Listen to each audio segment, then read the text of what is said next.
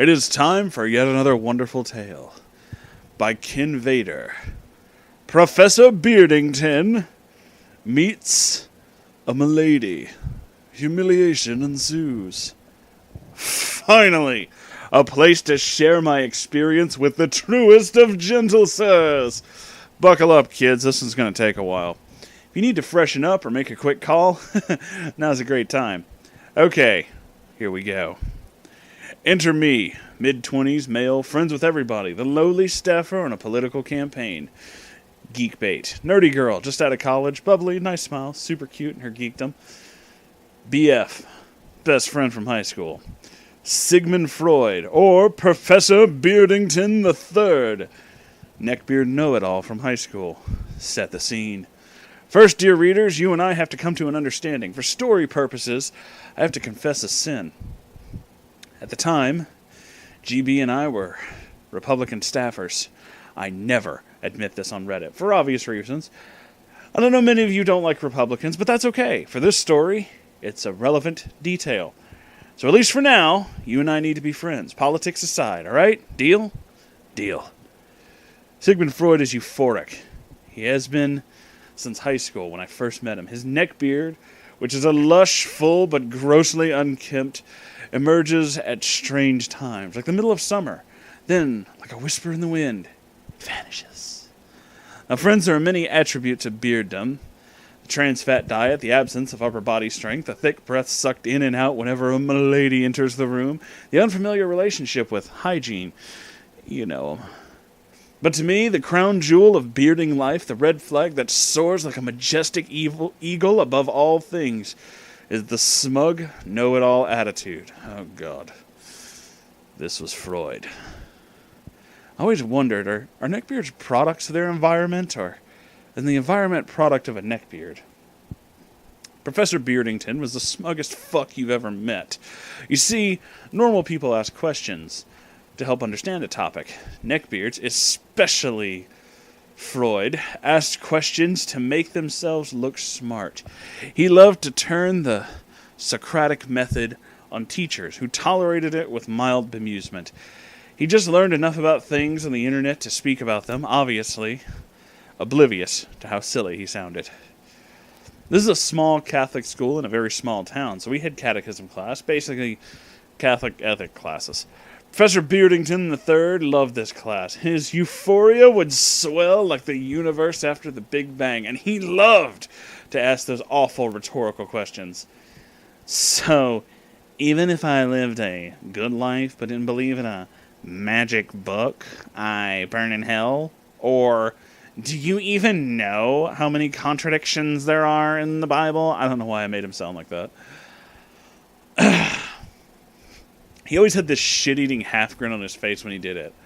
Like his morning visits to r/atheism had swollen his brain with so much science, he was bestowing the great gift of intellect on us pathetic plebeians. Here's the rub. A lot of kids in class came from obviously Catholic families. Faith was important to them, and surprise, they didn't like him shitting on it. They also knew the worst-kept secret in school. He was a terrible student. One day we're playing basketball in gym with a milady near, and Freud began creeping on her. He holds the ball for a moment, looks inquisitively skywards, and asks us, "What's my GPA again?" "Oh yeah, it's 3.8. My friend yells, "So why'd you spend the last 2 summers in summer school then?" Milady didn't hear the GPA comment, but she sure as hell heard that. Being a Catholic school, the stupid fundy administrators denied Freud his Dawkins-granted right, bestowed on all neckbeards, to dress offensively unfashionable. We had uniforms. Freud was pudgy, not fat, and just wholly unathletic. So his uniform shirt was constantly untucked, and he always had crumbs of some unidentifiable beard sustenance on it. Maybe Cheetos, barbecue chips, fossils of Taco Bell. Who knows?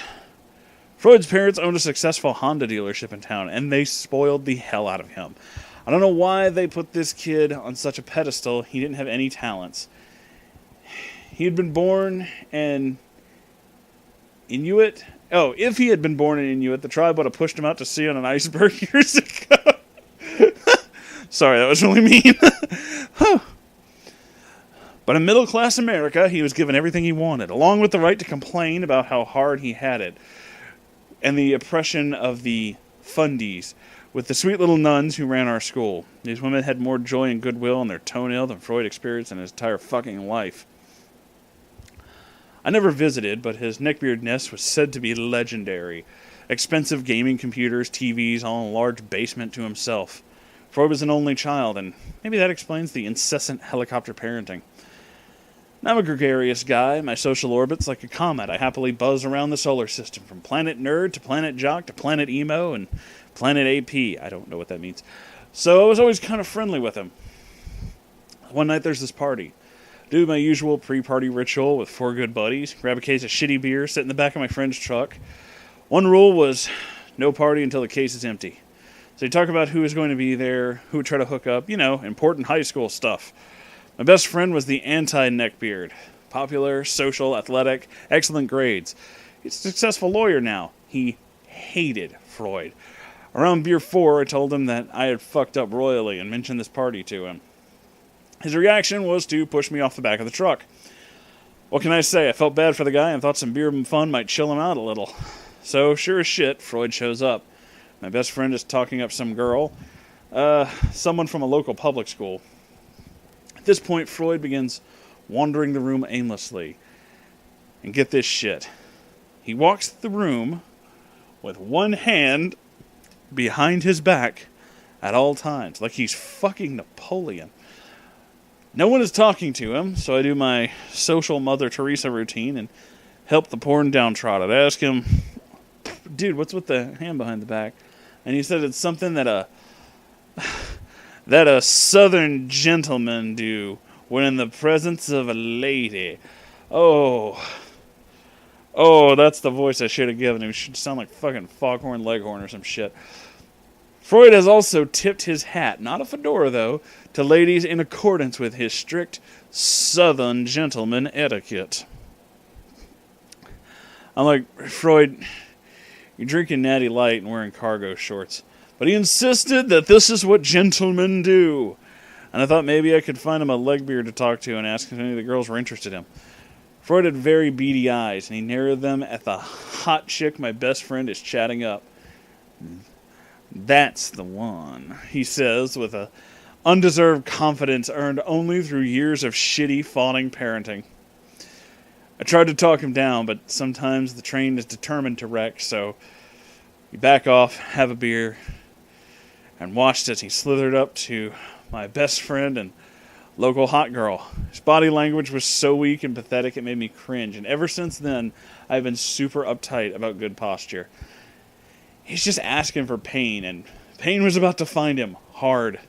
I grabbed the foreign exchange kid from Taiwan, who's hilarious, and said, oh, dude, you gotta watch this shit. I can't hear the conversation, but at some point I do hear a, what the fuck?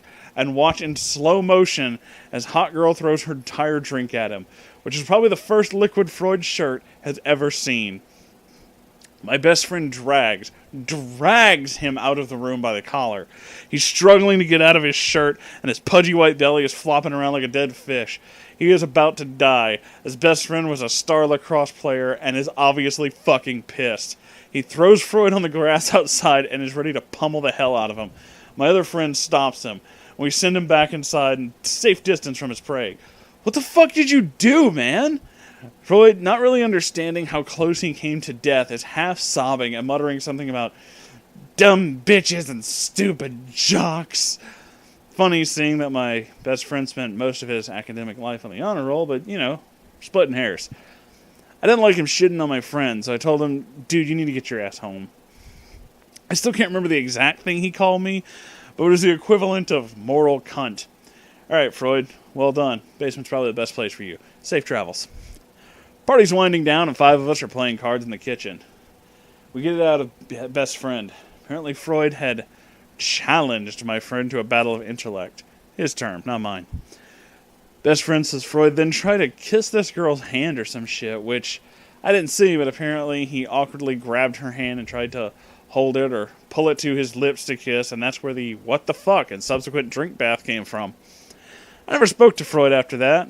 He wore me down with his condescending bullshit, and him attacking me right after I saved his ass from certain extinction was the last straw. That was the one that broke the camel's back.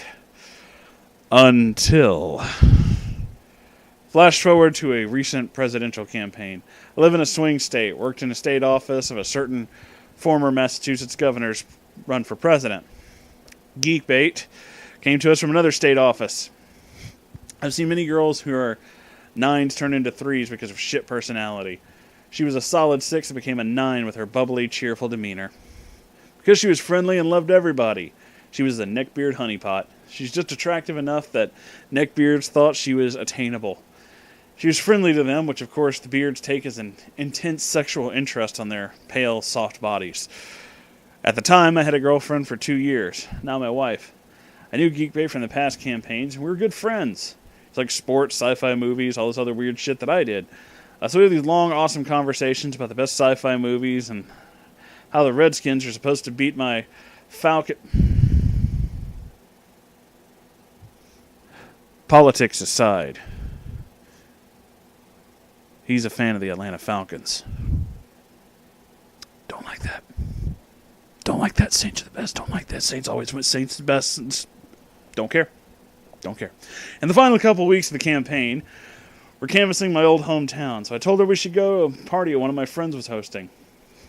Tired from knocking on hundreds of doors that week, and some booze and fun is exactly what we needed. I'm having a blast catching up with old friends, and everybody loves GB. I'm excited because my girlfriend's coming in from grad school later that night, and I want everybody to meet her. Now, any of you who have worked in politics know the cardinal rule. I am an absolute tyrant about enforcing it. Politics and religion invoke very strong feelings in people. Talking about it's fine if you can be polite, but most can't, and especially not if there's a heavy amount of alcohol lying around. I like being friends with people. Politics, religion is poison to good relationships. So Republican or Democrat, I will change the subject the second you bring up anything political. GB is also a political staffer and of the very same mind. A few friends have asked me how the campaign's going. That's fine. They just want to know how my day is. And you know, I like what I'm doing. It'd be cool if we won. And if we didn't, whatever. We didn't, but I had no idea anyway. You know how some girls can sense a creepy presence or eyes on them? As I'm talking, I get a shiver up my spine, one that makes you give a slight shake to clear it. And sure, as shit, 10 feet away, Freud. Arm behind his fucking back. At this point, I've been identified. There is no escape.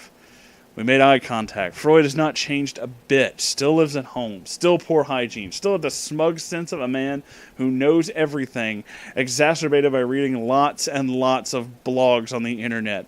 Oh, where to start? Freud had occasionally attended a junior college a couple towns over, but decided to, quote, focus on his writing. I think to ask why not work for his parents' dealership, but the way he talked about his parents, very derogatory. Made me think that I should just forget it. I don't care anyhow. I couldn't be more bored with his conversation. I visualized his words bouncing off my face. He's not talking with me, he's talking at me. Fuck me, what a bore. How is this man-child not matured a single day since high school? And he was an immature brat back then, too. Because this is my turf, and GB was from Virginia, I was her social anchor for the party. She'd drift around, meet new people, would usually end up coming back to talk with me with whatever group I happen to be with. So naturally, she approaches. Mentally, I'm trying to wave her off. If I have any ESP, now would be a good time for it to kick in. It's too late. She's closed into me and Freud, and I don't think I can stop this. I have panic visuals of Professor Beardington tugging on her arm or some other weird shit that I'll have to explain tomorrow. Now here's the thing about GB. She got to the campaign the same way many young staffers do. She had rich-ass donor parents, went to an elite prep school for girls outside D.C., and then a storied New England liberals arts college. Her parents may have helped her get into internships in the campaign, but she turned it into a no-shit staffer job with real responsibility. 2 weeks before, she had single-handedly planned an event with thousands of people. That's Secret Service coordination, national press, everything down to food and fucking porta-johns. That bubbly energy would turn into electric focus when she had to work. Freud spots her and looks like a wolf about to pounce. Look in his eyes is pure predator. This milady was his. And I've got warning bells shooting off in my head. I am super uncomfortable, but lack the social ingenuity to gracefully keep Freud away from this poor girl. GB introduces herself cheerfully and asks him how he knows me. That started a word salad odyssey worthy of Homer. I'm not sure how Freud managed to breathe in between all that yapping, and amazingly, despite all the words, he never seemed to answer her question. I'm just standing there, horrified, ready to interrupt, but GB's classy. She's dealt with this shit before. Like I said, she is geek bait. She knows exactly how to handle social awkwardness and excessive bearding. Needless to say, the conversation turns to the campaign. Freud starts some incoherent rant about how Republicans hate women and actually apologizes to her for the possibility that her birth control might be taken away. That's right, he told a female Republican staffer that the Republicans want to take away her birth control. This level of inappropriate that defies fucking gravity. I am done trying. I cannot stop this train wreck. I have tried. Now it's time to see where this shit's gonna go.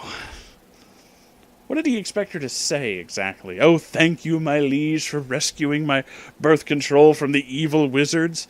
What possible benefits is there in mentioning birth control, much less healthcare policy, at a party where everybody's having a good time? Now, there's an addendum to the cardinal rule. That is, the more passionate you are about your policy/religious tenet/controversial subject, odds are the less you know about it. Passion and knowledge are an inverse relationship. Because when you actually take the time to learn where the other side is coming from, Republicans and Democrats, doesn't matter, it's harder to create this fiction about the other guy being evil villains who hate the poor or socialist tyrants who hate America. But as political people, GB and I understood. We create narratives that people understand. We create heroes and villains and try to make our guy the hero and the other guy the villain. We're in the bullshit business because stupid people like Freud have an appetite for bullshit. You're buying? Well, I'm selling. And Freud is your perfect example of why this shit works. Like many neckbeards, he buries himself in a fictional world of media and gaming where the heroes and miladies and evil forces. And this is part of the reason why neckbeards have such strong opinions about political topics. Political pros feed them a narrative that syncs perfectly with their fairy tale worldview. It gives a naive beardo like Freud the opportunity to make themselves the hero and white knight for milady. In this case, his heroic defense of GB's birth control. Anything that undercuts the narrative that Freud consumes on the internet is like a drug. It's a threat to egotistical Narnia that he's built around himself. Freud's magnus opus rant of a rant. Ooh, I'm having trouble reading that one. Let's try that one more time. Freud's magnum opus of a rant crescendos with the same incoherent point about how Republicans want to put women back in the kitchen. And he looks at GB with such pride in himself, defending miladies from such villainy. He's still happily oblivious that he was dealing with an actual expert, someone who knew our political platform inside and out. He was like the kid who got cut from Little League, lecturing A-Rod on how to hit a curveball. Just supremely narcissistic and pathetic. So GB is just bored with it all. Her and I know people like this. They get their news from the internet. Usually some very weird choice that's very speculative and not informed. You see this shit on Facebook all the fucking time. And are convinced it is hard reality. They become swollen with the invincibility of their own expertise. I cannot tell you how many ultra-conservative aunts and uncles I've had to patiently explain reality to. So it's not just Freud here. GB not only knows her shit, she's dating a super smart dude who worked on the campaign's healthcare policy at one point. She's about to break the cardinal rule, which is immediately change the subject when idiots want to talk politics to you. Honestly, I think Freud's birth control rant was a little too much, even for her. We've been fighting this on the campaign for a while, and I think it just kind of got to her. Her eyes narrow, and she's like, so why did birth control use increase and get cheaper during the 6-year Republican-controlled House, Senate, and presidency? Which is true. The basic reason is that more people started using it, and pharmaceutical companies found new ways to make it cheaper. It really didn't have anything to do with government, Republicans, or Democrats. But fuck, I've seen this before from Freud's teachers. Freud's a neckbeard, and therefore his ironclad convictions about everything. Challenge him, and you challenge everything he has built up about himself. He's not athletic, not popular, not charming, but he has convinced himself he's an intellectual giant slayer. GB's single question struck such a painful blow that will be answered in kind. He launches what I can only describe as an autistic rant worthy of electroshock therapy. I mean, just really rude shit. She's lying, she's an idiot, she's a corporate tool. GB is actually bored with all this. In politics, you deal with these people all the time. All answers, no questions. Talking their way through a twisting maze of light fact gleaned from the internet, blended with a heavy amount of untrue bullshit, regurgitating it as fast as possible, in no discernible order. See, to us, politics is just a job. We had our beliefs, of course, but we worked quietly to achieve those ends by voting in elections and doing campaigns. Democrat Speaker of the House, Tip O'Neill, had a famous relationship with Republican Ronald Reagan, where they were enemies during the day, but great friends by night. That was politics to GB and I. It's another day job. Good friends, happy family, far more important. To neckbeards like Freud, on the other hand, political views are his life. His entire self-worth is tied up in being intellectual. Burst his balloon and you're demolishing his entire existence. This is why he reacts so aggressively. That doesn't matter, though. I've had enough of this shit. It validates the cardinal rule. Never talk politics. It only makes you mean and stupid. In the middle of his rant, I take GB the arm and just turn our backs and walk away.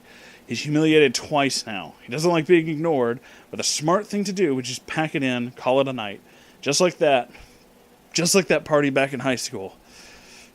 Does he? No. No, of course not. He mutters something like, fascist, bitch. Such angst for a spoiled, upper-middle-class white kid. And who talks that way, anyway? I think it came out a little louder than he intended. In your parents' basement, you don't have to worry about volume control. So, fuck. This guy is such a fucking awful neckbeard. His bearding is so grotesque and out of control that he has infected me with it. Now I have to white knight for her. I mean, I'm a nice guy, but I cannot let this shit go. This is my guest. Don't fuck with my guest, especially my best friend. So I turn around and look him dead in the eye, and I'm like, dude, leave, now. He knows he's instantly fucked up, but he doesn't want a third round of humiliation. My friend chimes in and goes, she works on the campaign, dipshit, so does he. His face reddens. I mean, reddens.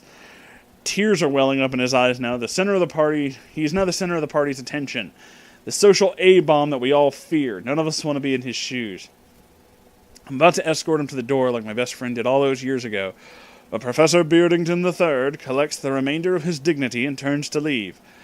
But not before little GB, this sweet, friendly, proper product of finished school and renowned college, punches him right in the fucking jaw. No slap. No push. She punched. He took it like a bitch and ran out the door. Some scattered applause followed him out. I'm staring with my mouth open. And she just shrugs and says, I need another beer. GB? Yeah? I cannot believe you did that. This town is full of people who've wanted to do that for years. She just smiles. I'm not going to lie. That was awesome. She says, thanks for sticking up for me. This is what I mean when I talk about personality going from 6 to a 9. Angry? Not anymore. But fuck me. Who's standing up for who exactly? So my girlfriend showed up. I had GB tell her the whole story. I wanted to hear her perceptions of what just happened and her impersonation of Professor Beardington. She was understated. Oh, he was just very unpleasant. And completely left out the part where she punched him in the face. Neckbeards like Freud do this shit for a reason. They're not confident or social. But they want what confident social people have. They try to patch holes left from not being wanted or desired with video games, movies, and junk food. I will never shit on a neckbeard for playing games like Warcraft, because I understand what it gives them. If they play it enough, they build a character that is wanted and desired. They get to experience what it's like for people to want something from them, and they'll never get that out of life. Shame on us if we try to humiliate them from wanting to be wanted and to be as important as others. We all have that in us. So I sympathize with beards like Freud, because this has to be a very lonely existence. But they also deserve some of what they get. Neckbeards' disconnect from reality is the rotten apple that spoils the bushel. They attack jocks, even though going to the gym would help them build self-confidence and attractiveness. They attack fundies, even though they're spiritually, not necessarily faith, but spiritual nourishment and acknowledgement would help to heal the emptiness inside. They attack the well-to-do as corporate stooges, even though they crave success. The constant self-deception, fed by an endless supply of video games, stories, any kind of media, creates an awful human being that is so bad, they make people around them bad too. How else can you describe someone like GB punching a guy, a perennial nice guy like me, incited to get violent? All of this because of shits like Freud. TLDR, neckbeards aren't a product of their environment. Their environment is a product of the neckbeard. I will say that that's actually a very interesting, the end there is very, very interesting. I've always kind of thought that too. It's this constant seeking of validation while at the same time pretending validation is not necessary. And doing everything you can to both control and distance yourself from anything that has to do with social norms or narratives. A lot of that seems to fit neckbeardery hardcore. They create their own little bubble in which they are the hero, and yet don't want to acknowledge anything outside of that bubble. So coming to terms with reality is incredibly difficult.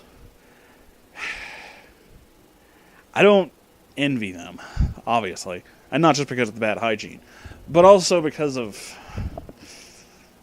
I mean, how do you live like that? Where you just don't ever look out your own window. You're 2 feet from it. You can see the light coming in. And you never want to turn your fucking head. Kind of worries me. Anyway, thanks for watching, everybody. If you enjoyed this, like, comment, subscribe. Also, I have a Patreon because I don't ever want to be trapped in a room without that window. Actually, that's what the internet's for, but you get what I mean. Anyway, I'm going to go because I have really bad heartburn now. So, bye.